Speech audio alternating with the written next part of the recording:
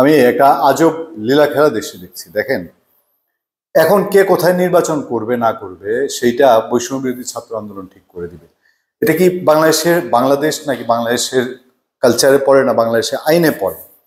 বৈষম্য বিরোধী ছাত্র আন্দোলন একটা আন্দোলন করেছে, একটা স্বৈরাচার সরকার, একটা ফ্যাসিস্ট সরকার পতন করেছে, সব ঠিক আছে। কিন্তু দেশের এখন কে কি দিয়ে ভাত খাবে সেটাও কি তাদের ঠিক করে দিতে হবে না? দেশে আইন আদালত বলতে কিছু আছে। আইন আদালতে বিচারাধীন আপনারা হয়েছেন, আইন আদালতের মুখাপেক্ষী আপনারা হয়েছেন। আইন আদালত দিয়ে যে কাউকে ইচ্ছা আওয়ামী লীগ যা যা করেছে সকল কিছুর আপনারা বিচার করেন। দেশের একটা মানুষের যদি বলে এই বিচারে বাধা দেয় যে বিচার করা যাবে না আওয়ামী লীগের, তখন সবাই কথা বলবে। এরকম মানুষ তো বাংলাদেশে এখনো নাই। কিন্তু তার আগেই বিচারের আগেই বিচার, মিডিয়া ট্রায়ালও না, একসময় মিডিয়া ট্রায়াল বলা হতো, সেটাও না, একটা দুটা ক্ষেত্রে না, একাধিক ক্ষেত্রে। ইউনো সাহেবদের নিয়ে অপছন্দ হচ্ছে, হটাও ইউনো সাহেব। জজ সাহেবদের নিয়ে, জেলা জজ সাহেবদের নিয়ে অপছন্দ হচ্ছে, হটাও আন্দোলন। আজকেই নিউজ আছে, আপনারা দেখবেন নাকি ইউনো সাহেব মোটামুটি নাস্তানা বলতে, এবং ওনার কপালে কি আছে আপনারা বুঝে গেছেন। আমার সামনে এই মুহূর্তের খবরটি হচ্ছে আওয়ামী লীগ নেতার প্রার্থিতায় বৈষম্য বিরোধী শিক্ষার্থীদের প্রতিবাদ, নির্বাচন স্থগিত। সে যদি মামলার আসামি হয়, তার বিরুদ্ধে বিচারাধীন কোনো মামলা থাকে, সে যদি দণ্ডপ্রাপ্ত আসামি হয়, কোনো অসুবিধা নেই। কিন্তু বাংলাদেশে আইন, সংবিধান, নাগরিকত্ব কি বলে? এইভাবে হুটহাট বিচারে, হুটহাট মবে কি সবকিছু সমাধান হয়ে যাবে? সেই খবর বলা হচ্ছে মৌলভীবাজার আইনজীবী সমিতির নির্বাচনে সভাপতি পদে আওয়ামী লীগ নেতার প্রতিদ্বন্দ্বিতায় ক্ষুব্ধ বৈষম্যবিরোধী ছাত্রদের তোপের মুখে নির্বাচন স্থগিত করা হয়েছে। বৈষম্যবিরোধী ছাত্রদের তোপের মুখে নির্বাচন অলরেডি স্থগিত হয়ে গেছে। বৃহস্পতিবার সকাল 8টায় ভোট গ্রহণ শুরু হওয়ার কথা থাকলে আগের রাতে নির্বাচন স্থগিতের ঘোষণা দেয় জেলা আইনজীবী নির্বাচন পরিচালনা কমিটি।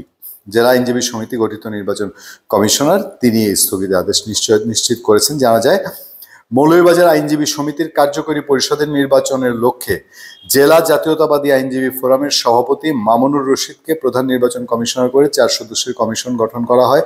কমিশন 7 জানুয়ারি তফসিল ঘোষণা করে। গত মাসের 23 জানুয়ারি যে এই খবর জানার এরপর যে খবরটি, এই নির্বাচনে সভাপতি, সাধারণ সম্পাদক সহ 15 পদে 21 আইনজীবী প্রতিদ্বন্দ্বিতা করেন। তাদের মধ্যে সভাপতি পদে প্রার্থী হন কমলগঞ্জ উপজেলা আওয়ামী লীগের সাধারণ সম্পাদক ও জেলা আওয়ামী লীগের আইন বিষয়ক সম্পাদক SM আজাদুর রহমান। এ খবর জানার পর বৈষম্যবিরোধী ছাত্র আন্দোলনের নেতৃবৃন্দ ও জেলা জাতীয় নাগরিক কমিটির নেতাকর্মীরা প্রতিবাদ মুখর হয়ে ওঠেন।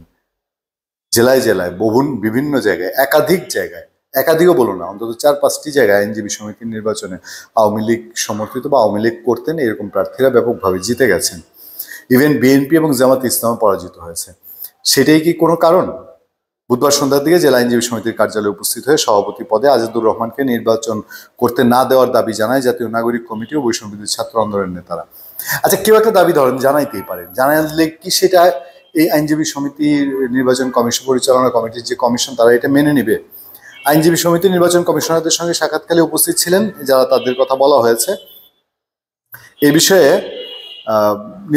নির্বাচনের আগের দিন জানতে পারেন অনেকে, তারা এর কঠোর প্রতিবাদ জানালে আইনজীবী সমিতির গঠিত নির্বাচন কমিশন নির্বাচন স্থগিত করে।